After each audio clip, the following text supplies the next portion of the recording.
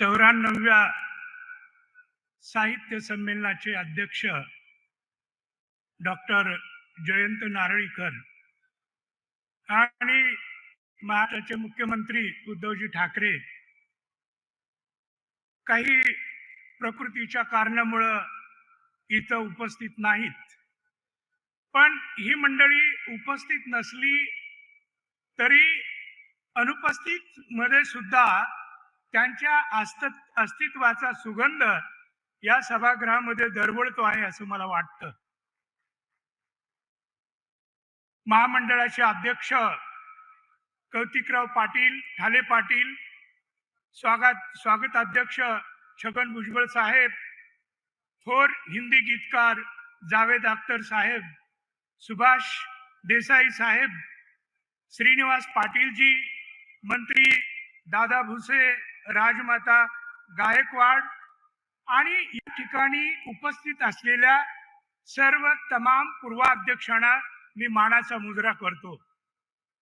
मित्रहो, हे साहित्य संमेलन मला एखाद्या चमत्कारासारखं वाटतं. परवा दिवशी उभा महाराष्ट्र पाहत होता की इथं बदा बदा पाऊस कोसळत होता आणि इथल्या चिखलाचे फोटो आम्हाला दूरदर्शनद्वारे, टीव्हीद्वारे, वर्तमानपत्राद्वारे पाहायला मिळाले होते.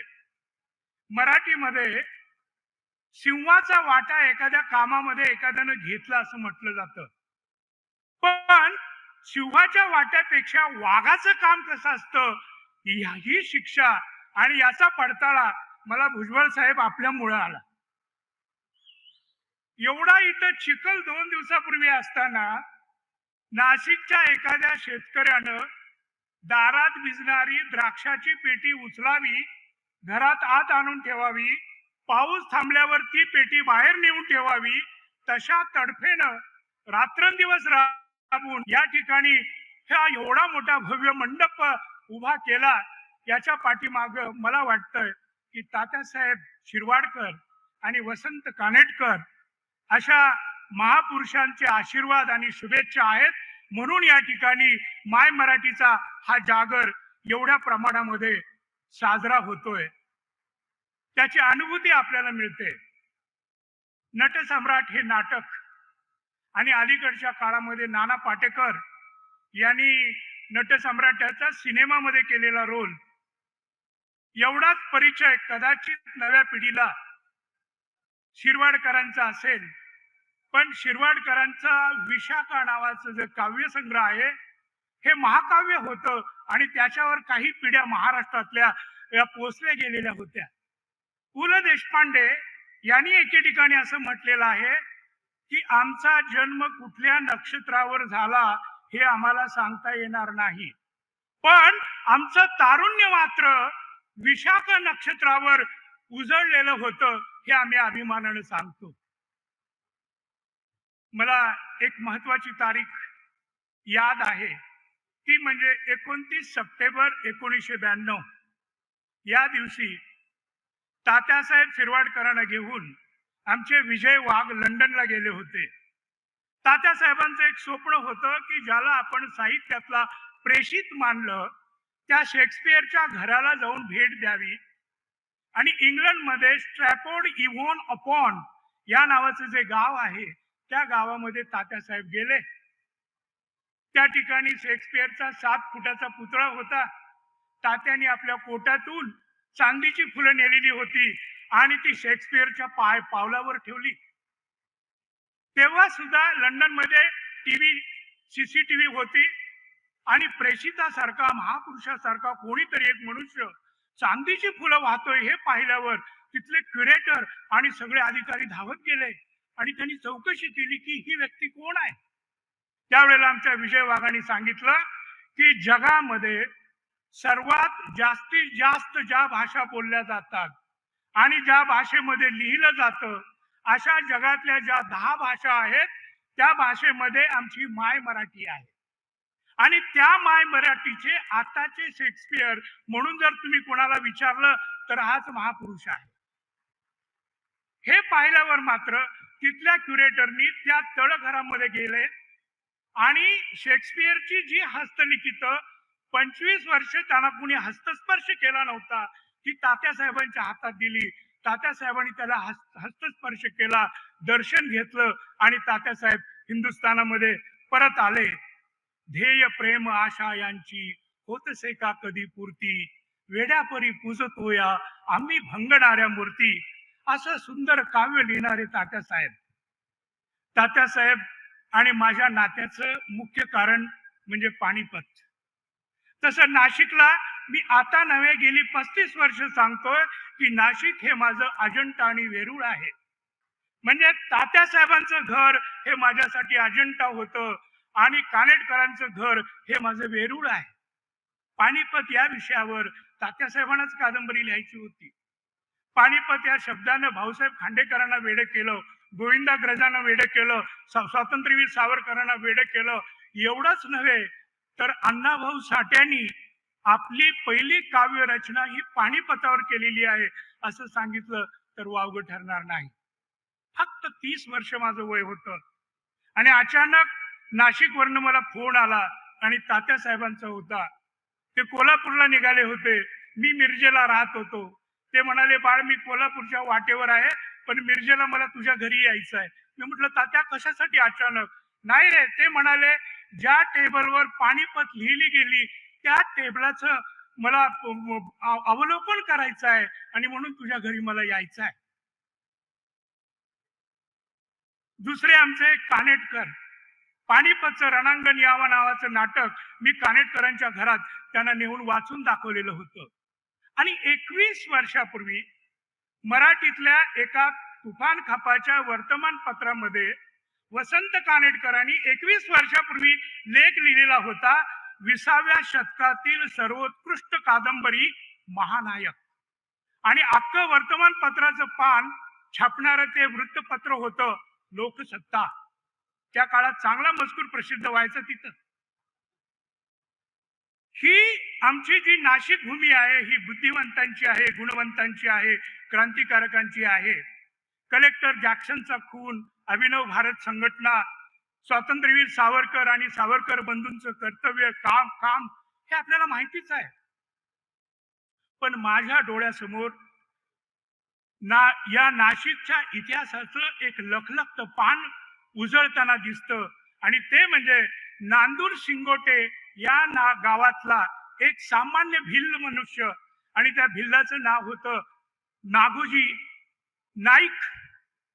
1857च्या बंडामध्ये या नागोजी नाईकानं भिल्लांचं जे बंड केलं आणि उघड्या तलवारीनं उघड्या मैदानामध्ये ब्रिटिशांच्या विरुद्ध त्यांनी झुंज दिलेली होती आणि त्याची तारीख होती 4 ऑक्टोबर 1857. पानिपतावर बोलायचं म्हणजे थोडंसं पाणी लागतं. 4 ऑक्टोबर 1857 चास खिंडीमध्ये कॅप्टन हेनरी नावाच्या ब्रिटिश लष्करी अधिकाऱ्याला तलवारीनं या आमच्या भागोजी नाईकांनी उडवलेलं होतं. आणि त्यानंतर 14 दिवसांनी म्हणजे 18 ऑक्टोबर 1857ला शमशेरपूरच्या लढाईमध्ये सुद्धा उघड्या मैदानामध्ये ब्रिटिश आर्मीचा पराभव करणारा हा भागोजी नाईक होता. म्हणजे खऱ्या अर्थी भारतातल्या आदिवासींना अभिमान वाटावा अशी घटना होती. आणि खरी गंमत पुढेच आहे मित्रांनो, जे लष्करी इतिहासाचा अभ्यास करतात पहिल्या महायुद्धाचा आणि दुसऱ्या महायुद्धाचा, त्यांना माहिती आहे की इंग्लंडची राणी जगातला सर्वात मोठा पुरस्कार द्यायची आणि तो पुरस्कार होता व्हिक्टोरिया क्रॉस. 1859 साली व्हिक्टोरिया क्रॉस हा कॅप्टन सुटर या नावाला लंडनच्या राणीने दिलेला होता. कशासाठी दिलेला होता? की आमच्या भागोजी नाईकाला दगलबाजी नका होईना त्यांनी नामशेष केलं.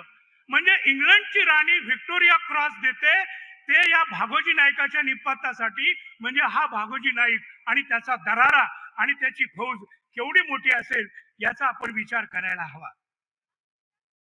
जेव्हा नाशिकचा मी विचार करतो त्यावेळेला इथल्या ऐतिहासिक, सामाजिक, सांस्कृतिक परंपरा आणि घटनांचे पदर माझ्या डोळ्यासमोरून जातात.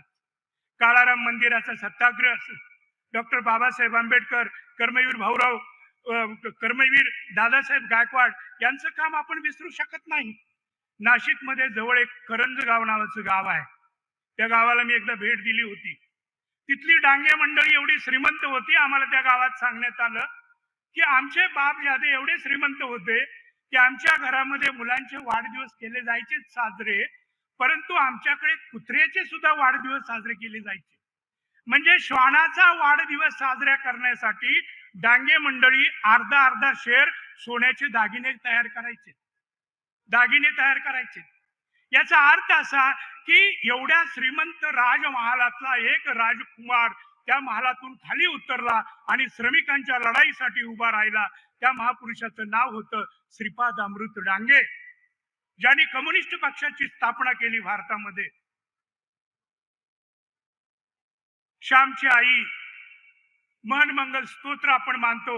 या श्यामच्या आईचे काही अध्याय इथल्या या तुरुंगामध्ये नाशिकच्या लिहिले गेलेले होते. काकासाहेब वाघ असतील, भाऊसाहेब हिरे असतील, शांताबाई दानी असतील, ते शेतकरी संघटनेचे शरद जोशी, कितीतरी श्रेष्ठ पुरुष, समाज पुरुष या भूमीने दिलेले आहेत. आणि मला वाटतं की यारी आणि दिलदारी यामध्ये नाशिकचा हात कोणी धरणार नाही. महाराष्ट्राच्या राजकारणामध्ये असा एक प्रसंग आलेला होता की नव्या महाराष्ट्राचे मुख्यमंत्री कोण होणार, भाऊसाहेब हिरे होणार की यशवंतरावजी चव्हाण होणार. आणि थोडक्यात नाशिकचा चान्स त्यावेळेला चुकला. परंतु चव्हाण साहेबांचं कर्तृत्व असं की 3-4 वर्षामध्ये हिमालयाला थक्क करेल असं कर्तृत्व त्यांनी दिल्लीला जाऊन घडवून दाखवलं. आणि मग हेच नाशिक पुढं झालं आणि नाशिकहून यशवंतराव चव्हाणांना याच भूमीने निवडून दिलेलं होतं. म्हणजे खऱ्या अर्थी यारी आणि दिलदारी राजकारणातली असो, समाजकारणातली असो, ही नाशिकाकडून शिकायला हवी. नागकेशर या नावाची मी एक कादंबरी लिहिली. विनायकदादा पाटील यांचा 1.5 वर्षापूर्वी मला फोन आला. त्या कादंबरीमध्ये मी एका शुगर लॉबीच्या घराण्याचा इतिहास मांडलेला आहे, सुनामचं द्वंद्व मांडलेला आहे. आणि विनायकदादांनी मला विचारलं की का हो विश्वासराव, तुम्ही कोल्हापूरचे आहात, पण तुमच्या नागकेशर या कादंबरीमध्ये तुम्ही जे सोंगाचं पारगाव लिहिलेलं आहे ते आम्हाला आमच्या सोंगाच्या पिंपळ गावासारखं वाटतं. आमच्या बांधाच्या शेंगा तुम्ही कशा काय चोरल्या किंवा कशा काय नेल्या. मी दादांना म्हणालो की दादा, जे न देखे रवी ते देखे कवी, आणि जे न देखे कवी ते देखे अनुभवी. दुर्दैवानं दादांचं निधन झालं. या कोरोनाच्या काळामध्ये कितीतरी चांगले लेखक, कलावंत, अगदी आमचे गुरु शंकर सारडांचं अनेकांचं निधन झालं. याचं मला दुःख वाटतं. मला नेहमी वाटतं, गंमत वाटते ती सामान्य माणसाची. मोठमोठे ग्रंथ, चरित्र ग्रंथ असतील, विज्ञान ग्रंथ असतील, लेखक आपापल्या परीने सांगायचा प्रयत्न करतो, पण सामान्य माणसाची भाषा ही वेगळी असते. सरकारमध्ये काम करताना माझ्याकडे एक ड्रायव्हर होता.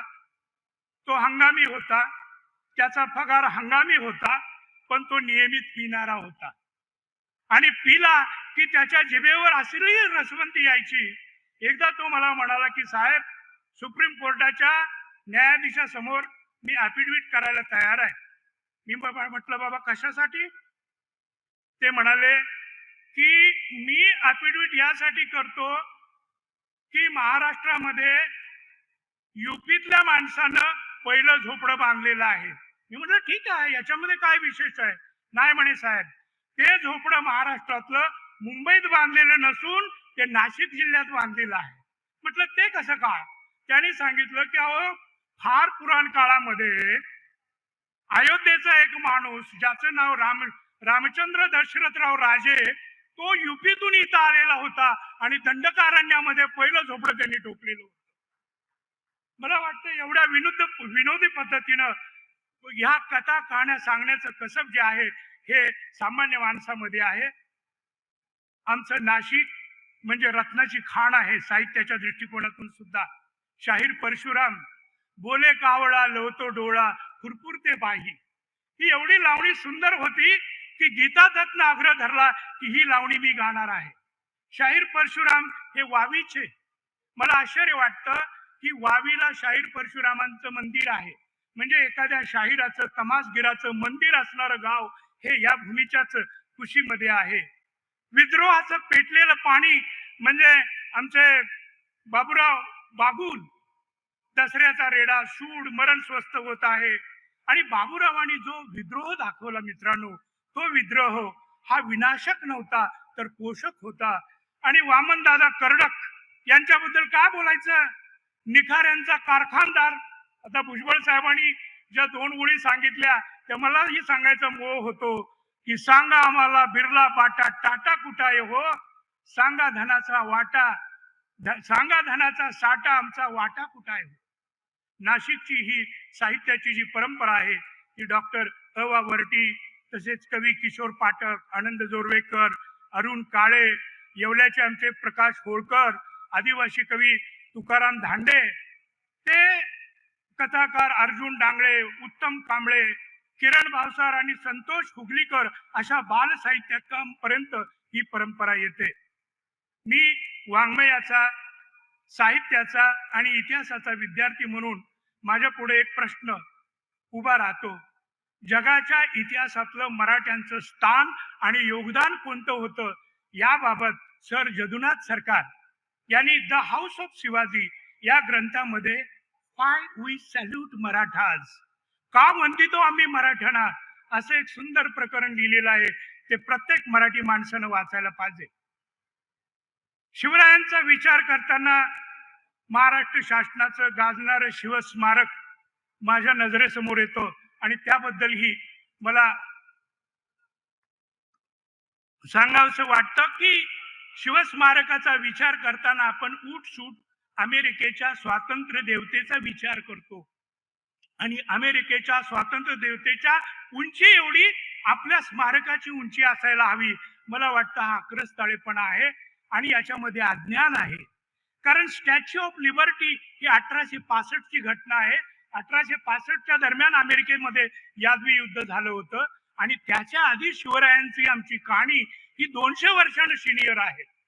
शिवरायांचं राज्य थोडस छोटं राज्य होतं, परंतु त्या राज्याची प्रभा, त्यांच्या न्यायाची, त्यांच्या प्रतिभेची, त्यांच्या कर्तृत्वाची आणि ही जी कहाणी आहे ही फिरंग्यांच्या सर्व कागदपत्रामध्ये तुम्हाला आढळेल.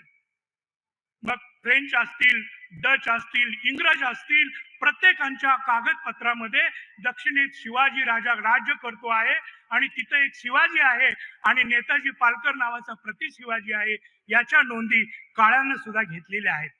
या निमित्तानं मला असं सांगायचं आहे की शिवस्मारकावर आपण हजारो कोट्यावधी रुपये खर्च करण्याबद्दल आमची ना नाही, पण शिवरायांच्या ज्या स्मृती सह्याद्रीच्या अंगाखांद्यावर आहेत, ज्या आमच्या दुर्लक्षामुळे नष्ट होत आहेत, त्या जपणं हे आपलं महत्वाचं काम आहे.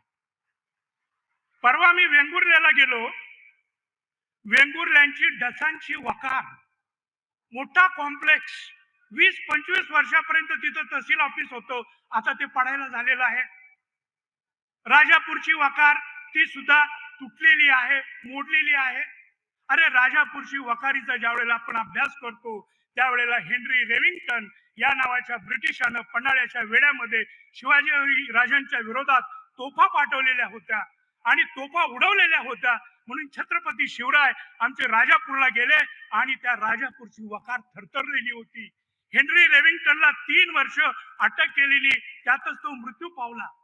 मला असं वाटतं की जर ह्या खुणा ठेवल्या नाहीत तर पुढच्या पिढीला आम्ही कसं सांगणार की आमच्या राजांच्या समोर हे ब्रिटिश किंवा हे पोर्तुगीज अशा पद्धतीने थरथरत होते.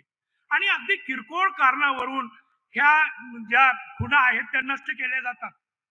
राजापूरची ती वकार का तोडली? एक साधं कारण की राजापूरची जी वकार होती 15 वर्षापूर्वी, मध्ये एक रस्ता होता, रस्त्याच्या पलीकडे पोलिसांची कॉलनी होती. पोलिसांची लेकरं कॉलनीतली संध्याकाळी 6 नंतर त्या खंडराजवळ शी आणि शू करण्यासाठी जायची आणि भूतकेताची भीती वाटायची, म्हणून ते स्मारक आम्ही तोडून टाकलं. अशा पद्धतीनं आपल्याला पाहता येणार नाही. या किल्ल्यांचं रक्षण करणं गरजेचं आहे. या ठिकाणी मी मुद्दाम आठवण करून देईन की नाशिकाला जे साहित्य संमेलन भरतंय हे स्वराज्याच्या पहिल्या राजधानीपासून 70 किलोमीटरवर आहे. आता पहिली राजधानी कुठली म्हणून विचाराल तर इथून संगमनेर जवळ टेमगड किंवा शहागड नावाचा जो किल्ला आहे ती आमची स्वराज्याची पहिली राजधानी होती. आणि छत्रपती शहाजी महाराज नाव फक्त नामधारी तो अहमदनगरचा राजा होता, पण प्रत्यक्ष राजा छत्रपती शहाजी महाराज होते. आणि प्रेमगडांचं त्यांचं राज्य, तो किल्ला तुम्ही जाऊन बघा. पाण्यातलं एखादं कमळाचं अर्ध फुल असतं, त्या अर्ध्या फुलासारखा तो सुंदर किल्ला. आणि शहाजी राजांच्या ताब्यात पुण्यापासून ते नाशिक पर्यंत 65 किल्ले होते. त्याही पेक्षा महत्वाचं म्हणजे शिवनेरीला शिवरायांचा जन्म झाला, पण प्रेमगडावर या शिवरायांचा बालपण 3.5 वर्ष गेलेला आहे. अरे हा, हे आमचे शहाजी महाराज एवढे शूर होते की शहाजी राजे मिटत नाहीत, हटत नाहीत, म्हणून आग्र्याहून आणि दिल्लीहून स्वतः बादशाह शहाजहान नाशिकला आलेला होता आणि बागलाणला आलेला होता. माहुलीच्या किल्ल्याला वेढा दिलेला होता. त्यावेळेला जो 1635 ला जो करार झाला माहुलीचा, त्या करारातल्या 6व्या कलमानुसार शहाजी महाराजांना इथून ते विजापूरला पाठवण्यात आलं. या शहाजी महाराजांचं वर्णन काय केलेलं आहे शहाजहाननं, की हा असा मराठा आहे की तो ज्या पर्वतासमोर उभा राहतो त्या पर्वताला पाय फुटतात, त्या पर्वताला घाम फुटतो, आणि म्हणून इथं राहतात त्यांनी उपयोगाच. आणि त्यावेळेला रणदुल्ला खान या नावाचा एक मुसलमान सरदार होता. त्यांनी माता जिजाऊबाईंना सांगितलं की भाभीजी, तुम्ही विजापूरला जाऊ नका, तुम्हाला पुण्याची जर जागिरी टिकायची असेल तर तुम्हाला पुण्याला राहिलं पाहिजे. या उदाहरणावरून काय दिसतं की हिंदू माणसं ही छत्रपती शिवाजी महाराजांच्या पाठीशी होती, परंतु काही मुसलमान घराणी सुद्धा आमच्या स्वराज्यासाठी लढलेली आहेत, हे आपण विसरता कामाचं नाही. छत्रपती शिवरायांना 22 गुरु होते की 25 गुरु होते मला माहिती नाही, पण इतिहासाचं परिशीलन मी केल्यानंतर माझ्या असं लक्षात आलेलं आहे की छत्रपती शिवाजी महाराजांना जिजाऊ साहेब नावाच्या सागरासारख्या माता होत्या, आणि शहाजी राजे या नावाचे पर्वतासारखे पिता होते. शहाजी महाराजांनी भातवडीच्या लढाईमध्ये गनिमी काव्याचा पहिला मंत्र शिवरायांना दिलेला आहे. शहाजी राजे स्वतः संस्कृत पंडित होते, त्यांनी ती राजमुद्रा लिहिलेली आहे. आणि शहाजी राजांनीच 1640 ते 1642 मध्ये बेंगलोरला शिवाजी महाराजांना बोलवून स्वतः ट्रेनिंग दिलेलं आहे. म्हणजे ह्या सगळ्या इतिहासाच्या खुणा आजूबाजूला आहेत, आणि म्हणून मला त्या आठवतात. मराठी लेखकांच्या बाबतीत किंवा मराठी साहित्याबाबतीत काही थोडक्यात बोलायचं झालं तर चाकोरी बाहेरच्या चाकोऱ्या आपण पाहत नाही. अण्णा भाऊंची दर्दभरी दास्तान म्हणून एक ग्रंथ मी नुकताच लिहिलेला आहे. आपल्याला माहिती आहे की अण्णा भाऊ कधी शाळेत गेले नव्हते. 1.5 दिवसाची शाळा, साइन बोर्ड बघितले, पण एकलव्यासारखं त्यांनी स्वतः असं शिक्षण घेतलं की वयाच्या 23व्या वर्षी स्वतः शिक्षण घेऊन बाहेरून ते एवढे विद्यापती बनले की डॉक्टर होमी बाबा आणि ख्वाजा अहमद अब्बास यांनी ज्या वेळेला इफ्टाची स्थापना केली, त्या पहिल्या 7 इफ्टाच्या सदस्यांमध्ये, संस्थापकीय सदस्यांमध्ये त्यांनी अण्णा भाऊंना बरोबर घेतलेलं होतं. अण्णा भाऊंनी जी स्त्री लिहिली ती त्याच दर्जाच्या स्त्रीच्या व्यक्तिरेखा फक्त शरदचंद्र आणि प्रेमचंद यांनी भारतात लिहिलेल्या आहेत. भारतीय कम्युनिस्ट पक्षानं तमिळमध्ये जयकांतन, बंगालमध्ये महाश्वेता देवी आणि महाराष्ट्रात अण्णाभाऊ साठे यांना प्रोजेक्ट केलेलं होतं. जयकांतन आणि महाश्वेता देवीचं साहित्य तिथल्या साहित्यिकांनी दिल्लीपर्यंत पोहोचवलं, पण मराठी साहित्यिकांनी अण्णाभाऊंना साहित्यिकच नाही मानलं, आणि त्यामुळे त्यांचं साहित्य वर जाण्याचा प्रश्न उद्भवला नाही. त्या दोघांना ज्ञानपीठचे सगळे पुरस्कार मिळाले, तो सन्मान दुर्दैवानं अण्णाभाऊंच्या वाट्याला आला नाही. पण महाराष्ट्रासाठी, मायभूमीसाठी, मराठी भाषेसाठी अण्णाभाऊंनी जो रस्त्यावरचा संघर्ष केला, मोरारजी देसाई आणि पंडित नेहरू महाराष्ट्राला मुंबई द्यायला तयार नव्हते, त्यावेळेला अण्णाभाऊंनी आपल्या काव्यात सांगितलं, अरे वाघाला नक गरुडाला पक, तशी मराठी मुंबई माणसांची. अशा तऱ्हेचा एल्गार त्यांनी केलेला होता. 21 नोव्हेंबर 1955 दिवस मला आठवतो. फ्लोरा फाउंटनला 15 हुतात्मे झाले. त्या हुतात्म्यामध्ये सीताराम पवार नावाचा एक विद्यार्थी होता, आणि ह्या विद्यार्थ्याचं शव बघितल्याबरोबर अण्णाभाऊंच्या डोक्यामध्ये जशा काही डमडमच्या गोळ्या फुटल्या. एक फटाका असतो जो खाली आपटला की फुटतो आणि आभाळात गेल्यावर फुटतो. त्याचप्रमाणे डमडमची गोळी अंगात घुसली की जखम करते आणि आत तिचे छेरे हे रक्त मांस बाहेर काढतात.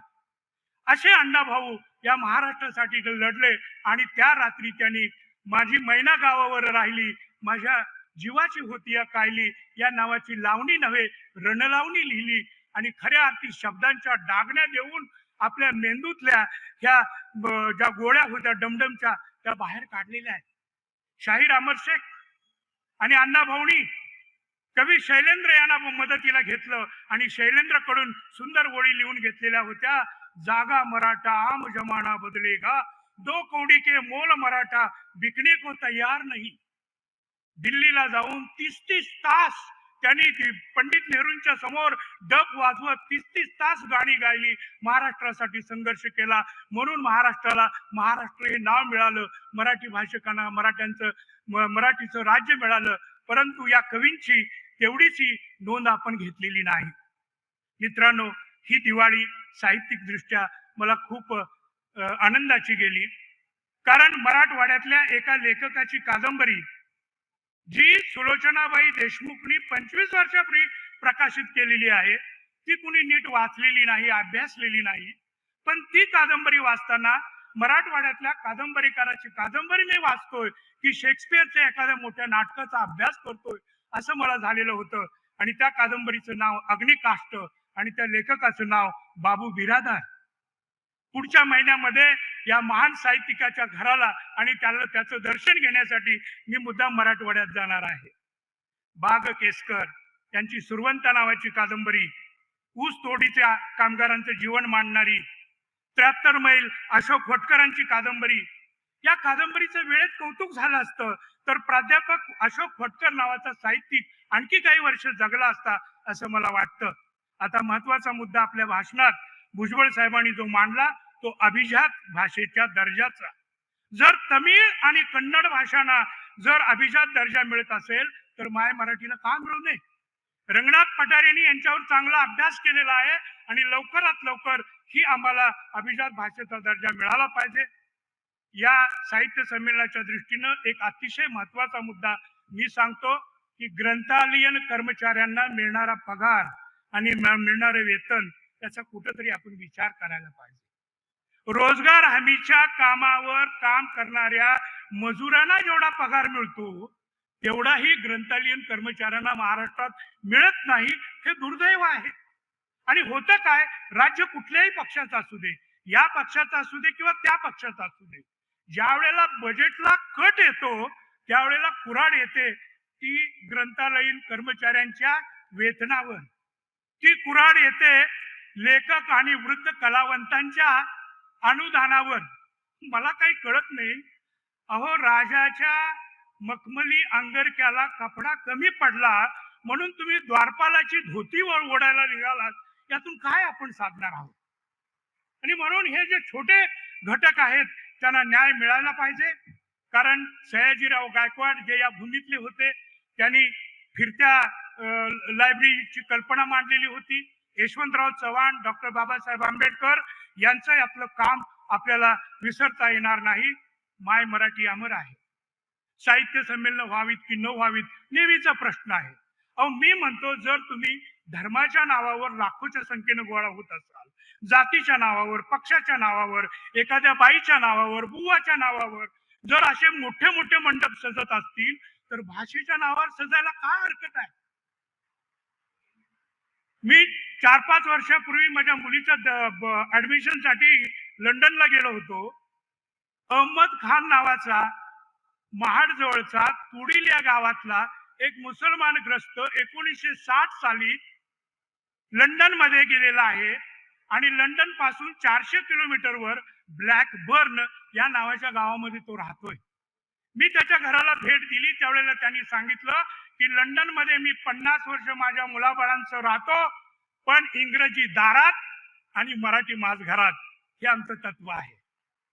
आणि मला निरोप देताना त्याच्या डोळ्यात पाणी होतं. त्यांनी मला सांगितलं की साहेब, मुंबईला गेल्यावर तुम्ही एक करा. मी म्हटलं काय करू सांगा. ते म्हणाले आमच्याकडे मराठी दूरदर्शन किंवा दूरवाहिनीच्या बातम्या दिसत होत्या त्या अलीकडे बंद झालेल्या आहेत. आणि माझ्या कानावर मराठीचे सबूत पडले म्हणजे माझी माय मला पाळण्यात घालून जोजवते असं वाटायचं. हो, मला परत एकदा मराठीचे शब्द ऐकू द्या. म्हणजे एवढ्या दूर जाऊन सुद्धा सोन्याच्या कवडशासारखे ज्ञानोबा आणि तुकोबाचे शब्द आपल्या हृदयाशी बाळगणारे आपल्या देशातले लोक असतील तर माय मराठी कधीही मरणार नाही.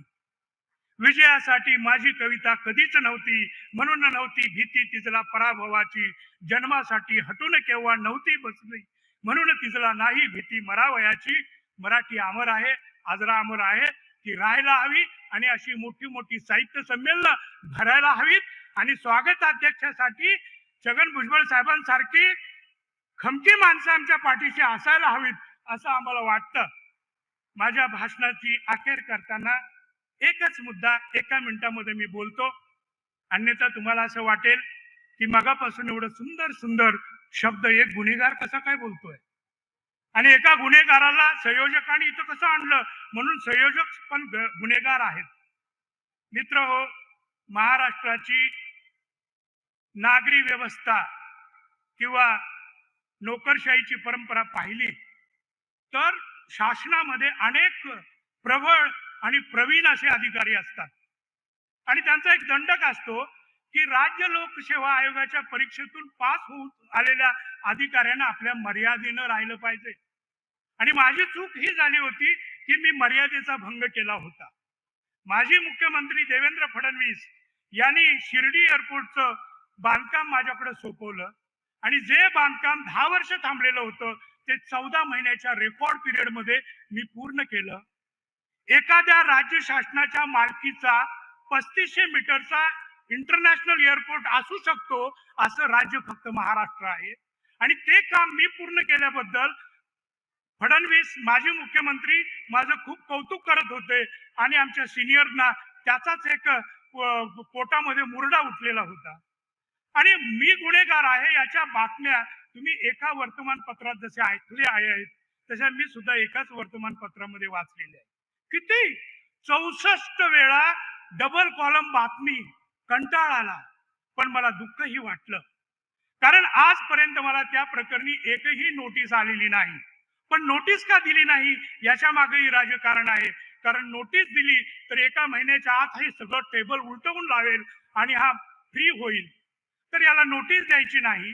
स्वरचित तमाशा चौकशीचा खोटा उभा करायचा म्हणजे शासनामध्ये रिटायरमेंट नंतर दुसरी कुठली नोकरी मिळणार नाही. एखादा राजकीय पक्ष कदाचित जवळ करील ती शक्यता नाही. पुस्तकांच्या खपावर परिणाम होईल हे सगळं ठीक आहे. आम्ही अशा गोष्टींना घाबरत नाही. पण मीडियाला धरून जे लोक आरोप करतात ते आरोप केल्यावर त्या कुटुंबावर त्यांच्या नातेवाईकांवर काय परिणाम होतात याचा मात्र फारसा विचार केला जात नाही.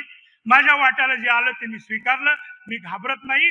पण माझ्या वाट्याला माझ्या शत्रूंनी किंवा मित्रांनी जे दिलं तसं त्यांच्या आयुष्यात येऊ नये अशी मी देवाकडे प्रार्थना करतो.